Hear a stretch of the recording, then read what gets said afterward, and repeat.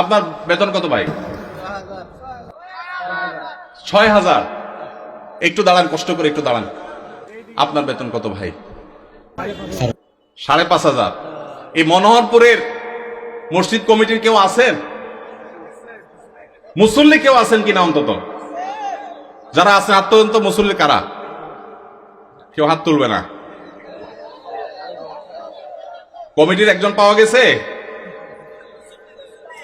মুসল্লি? আচ্ছা থাক। আর ইমাম সাহেব কে আছেন বলেন?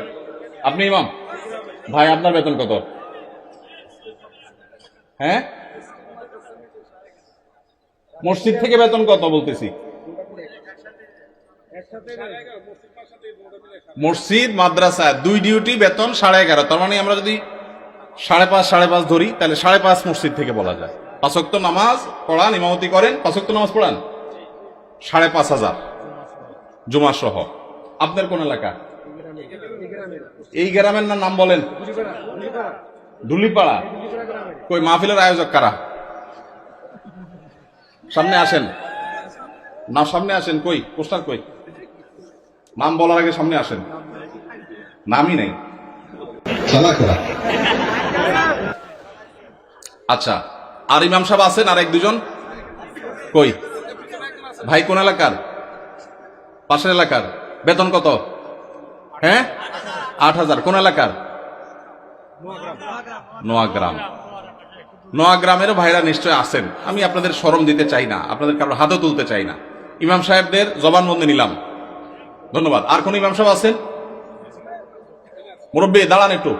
ইমাম সাহেব দাঁড়ান, কষ্ট করে। কোন এলাকার ভাই? জি,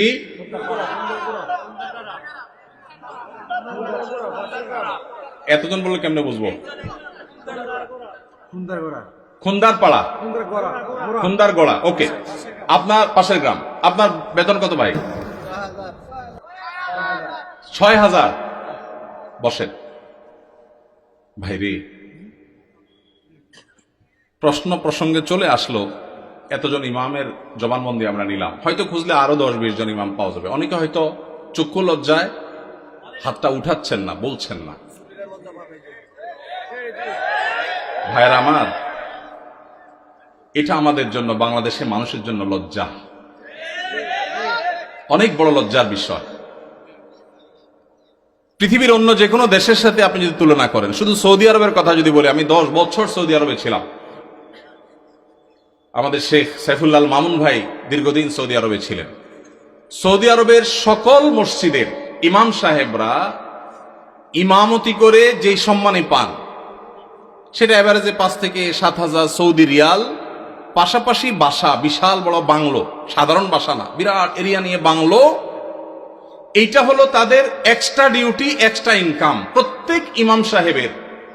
এমনকি মক্কার মসজিদে হারামের ইমাম এবং মুয়াজ্জিন, মসজিদে নববীর ইমাম এবং মুয়াজ্জিন, সবাইরই এই পেশার বাইরে তাদের আরেকটা মূল পেশা আছে। যারা খুব বেশি শিক্ষিত তারা বিশ্ববিদ্যালয় শিক্ষক। যেমন মসজিদে হারাম মক্কার যদি বলেন একজন একজন করে সমস্ত ইমামদের কথা বলা যাবে প্রায়, যে সবাই প্রায় কোনো না কোনো হয় আদালতে বিচারপতি, আর না হলে কোন বিশ্ববিদ্যালয়ের প্রফেসর। এটা মসজিদে হারাম শরীফের ইমামদের কথা বলতেছি, সব পিএইচডি হোল্ডার, বড় বড় আলেম। হয় জাজ, জাস্টিস, অথবা বিশ্ববিদ্যালয় শিক্ষক। হারাম শরীফের একজন মুয়াজ্জিন, 2 জন মুয়াজ্জিনের অফিসে আমি গিয়ে সাক্ষাৎ করেছি। আপনিও ছিলেন সাথে, শেখও ছিলেন সাথে। এক বাংলাদেশি ওই মুয়াজ্জিন সাহেব, হারাম শরীফের মুয়াজ্জিন, ওনার খেদমত করে। আমাকে বলে যে, আমরা হোটেলে ছিলাম, বলো যে ভাই আমি তো হারামের মুয়াজ্জিনের খেদমত করি, ওনার অফিসে চাকরি করি, টি বয়, বাংলাদেশি ভাই। বলো যে ওনাকে বলছি যে আমার দেশে এক হুজুর আসছে, ওমরা করতে, দেখা করতে যাবেন কেন? হারাম শরীফের মুয়াজ্জিনের সাথে দেখা করাও তো সৌভাগ্যের বিষয়, চলেন যাই। গেলাম, যায় দেখি একটা কোর্টে উনি একটা সাধারণ একটা ডেস্কে চাকরি করেন, হারামের মুয়াজ্জিন। আমরা যদি বাইতুল মুকাররমের মুয়াজ্জিন হইতাম তো আমাদের ঠেলায় তো মানুষই টিকতো না, আবার চাকরি করা। হারামের মুয়াজ্জিন, যে বেতন, যে প্রটোকল, যে সম্মান, আবার চাকরি করা লাগে, কিন্তু করতেন। পাড়া মহল্লার যে সমস্ত মসজিদের ইমামরা, মুয়াজ্জিনরা, তারা সবাই হয় পুলিশে চাকরি করে, আর না হলে কোনো স্কুলে তারা শিক্ষকতা করেন। বেশিরভাগ এই দুই ক্যাটাগরিতেই থাকেন। আমি সৌদিতে যে বাসায় ছিলাম, আমার বাসার পাশের মসজিদ, যে মসজিদে 5 ওয়াক্ত নামাজ আমি জামাতে পড়ার সুযোগ পেতাম, সেই মসজিদের ইমাম সাহেব, তিনি বিরাট বড় শিল্পপতি, অনেক ব্যবসা প্রতিষ্ঠান, তার অনেকগুলো বড় বড় চেইন সব super market, Dahiya super market নাম, বিরাট নাম করা দাম্মাম।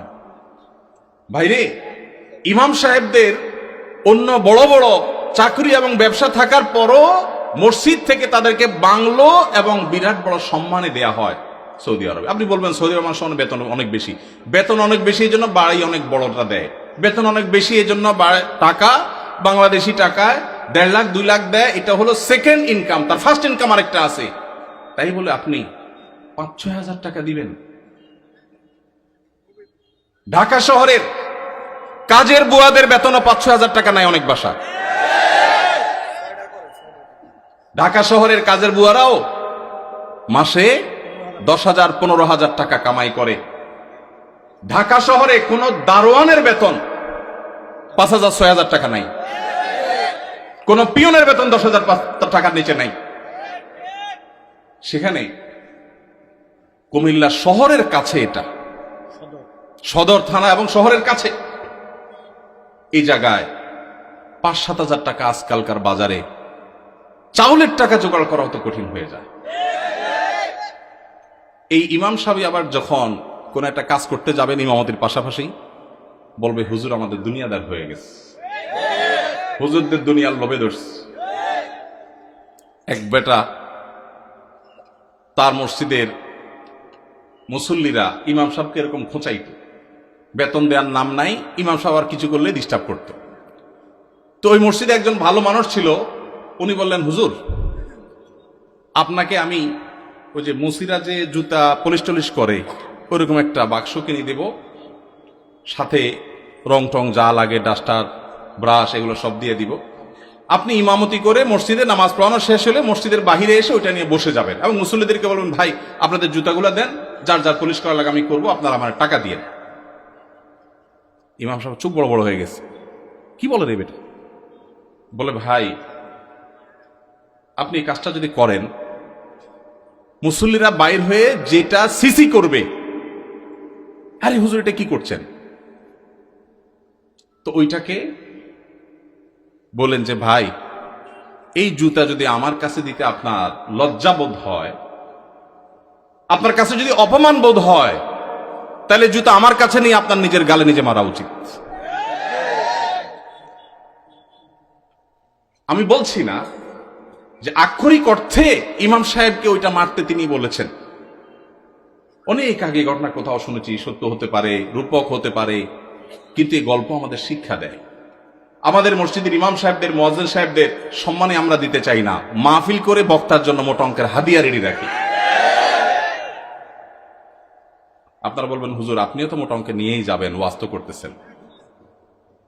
ভাই আমাকে মোটা দেখ, চিকন দেখ, না দেখ, এটা নিয়ে আমার মাথা ব্যথা নেই আলহামদুলিল্লাহ, এবং আল্লাহর মেহেরবানিতে এটা আমার কোনো প্রত্যাশাও নেই আল্লাহর ফজলে। কিন্তু মাহফিল আয়োজকদেরকে বলতে চাই, যারা মাহফিল আয়োজন করেন, লক্ষ লক্ষ টাকা যদি মাহফিল পিছনে খরচ করতে পারেন, ইমাম সাহেবদের বেতন কেন 15,000 20,000 টাকা হতে পারে না? এই দেশে বিভিন্ন শ্রেণী পেশার মানুষদের বেতনের সর্বনিম্ন স্কেল বা একটা স্কেল ঠিক করে দেওয়া হয়। আমি দাবি করতে চাই, আমাদের রাষ্ট্রের উচিত, রাষ্ট্র নিজে ইমাম সাহেবদেরকে মূল্যায়ন করতে না পারলেও মিনিমাম যেন তাদের একটা সমাজে সম্মানজনকভাবে চলতে পারে, সেজন্য তাদের একটা সম্মানজনক বেতনের স্কেল ঘোষণা করা হোক। আর সমাজের যারা বিবেকবান মানুষ, আল্লাহর হস্তে তারা ইমাম সাহেবদের সম্মান দেওয়া, মর্যাদা দেওয়া শিখবো তো ইনশাআল্লাহ। আপনারা এলাকার মানুষ যারা আছেন, প্রশ্ন প্রসঙ্গে হয়তো আপনাদের ইমাম সাহেবদের বেতনগুলো আমরা জানতে পারলাম, আপনারা মনে কষ্ট নেবেন না, আপনাদেরকে ছোট করা আমার উদ্দেশ্য না। আমার উদ্দেশ্য হলো আমাদের বিবেকগুলোকে জাগ্রত করা। কোন মসজিদ কমিটির লোকজন যদি এখানে থাকেন, তাহলে আমি আপনাদেরকে বলবো, এমনকি মুসল্লি ভাইরা যারা আছেন তাদেরকে বলবো, মসজিদে গিয়ে এটা নিয়ে দাবি তুলবেন, ইমাম সাহেবের সম্মানজনক বেতন নিশ্চিত করতে হবে ইনশাআল্লাহ। কোন মুসলমান সমাজে এটা হতে পারে না। সৌদি আরবের কথা আমি বলেছি, সৌদি আরবেরটা আমি কাছে থেকে দেখেছি, এই জন্য আমার মনে হয় না পৃথিবীর অন্য কোনো মুসলমান সমাজে মানুষের গড়ে একজন রিকশাওয়ালাও 10,000-এর বেশি ইনকাম করে, সেই সমাজে ইমাম সাহেবের বেতন 4,000 5,000, এটা কোনোদিন গ্রহণযোগ্য হতে পারে না। আপনাদের এই ধুলিপাড়ায় কুমিল্লা আপনারা যদি সারাদিনে আর কোনো কাজ না, একটা কাজই শুধু করবে, এরকম একজন অশিক্ষিত শিক্ষা বঞ্চিত মানুষকেও নিয়োগ দেন, তারপরও তো 4-5 হাজার টাকায় পাবেন না। কিভাবে একজন ইমামকে আপনারা 5,000 টাকা বেতন দেন? কোন মসজিদের দায়িত্বশীল ভাইরা আছেন যে আপনারা তওবা করবেন যে ইমাম সাহেবের বেতন 10-এর উপরে উঠাবেন? কেউ আছেন? থাকলে পার্টিকুলার কেউ থাকলে বলেন। কেউ আছেন? সভাপতি সাহেব, সেক্রেটারি সাহেব যদি থাকেন যে আলোচনা করবেন, অন্তত এ ওয়াদা করবেন। আপনি কোন মসজিদের নাম বলেন? নোয়াগ্রাম। এখন বর্তমান বেতন কত ইমাম সাহেবের? উঠছেন যেহেতু জিজ্ঞেস করি। 7,000। এখন নিয়ত করছেন কত দিবেন? 25 সাল থেকে 25 সাল মানে এখন তো 25 শুরু হয়ে গেছে। 10-এর প্রস্তাবনা আছে। মাশাআল্লাহ মাশাআল্লাহ। ভাইয়ের মসজিদ কোন এলাকা? নোয়াগ্রাম চৌধুরী বাড়ি। আপনি কি কমিটির? ভাই কমিটি সেক্রেটারি। ওনার মসজিদের ইমাম সাহেবকে ওনারা এই মাস থেকে 10,000 টাকা দেওয়ার নিয়ত করেছেন। আলহামদুলিল্লাহ। আমরা বলবো 10,000 নয়, যেহেতু এখন একবার বাড়াইছেন ভালো কথা, 6 মাস পরে বা 1 বছরের মাথায় 15,000 টাকা করবেন ইনশাআল্লাহ। যখন ওরা সেটারও নিয়ত করবেন। নোয়াগ্রামের ভাইরা আপনারা দেখে শুনে রাখেন, কিন্তু রাগ করেন নাই তো আবার? জাযাকাল্লাহ খাইর। আর কোন কমিটির ভাইরা আছেন যে নিয়ত করবেন, নিয়ত চেঞ্জ করবেন? বলেন দেখি, বলেন। আজকে ভিন্ন কালেকশন হোক, বহু কালেকশন হইতে করলাম। ভাই কোন মসজিদে বলেন? জি মাশাআল্লাহ। 10,000 রানিং দিচ্ছেন, একটা ভালো উদাহরণ পাওয়া গেল। মাশাআল্লাহ মাশাআল্লাহ, ভালো উদাহরণ আছে। কোন এলাকার? আলমপুর। কিন্তু 10,000 টাকা তো যথেষ্ট না ভাই। কবে নাগাদ আনুমানিক একটা আইডিয়া দেন না? আইডিয়া দেন না,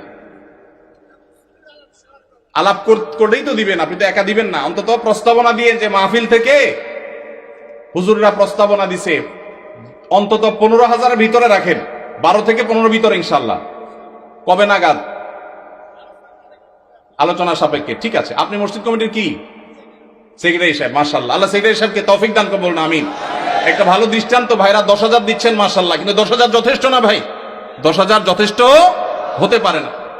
আল্লাহ তাআলা আমাদেরকে উলামায়ে কেরামের, মসজিদের ইমাম সাহেবদের মূল্যায়ন করার তৌফিক নসিব করুন। আমি ভাই একাধিক মাহফিলে এমন ঘটেছে যে মসজিদে গিয়ে ইমাম সাহেবদের বেতন কম, এটা ব্যক্তিগত আলোচনা জানতে পেরেছি। আমি আমার মতো করে কমিটির ভাইদেরকে দাওয়াত দিয়েছি এবং বোঝানোর চেষ্টা করেছি।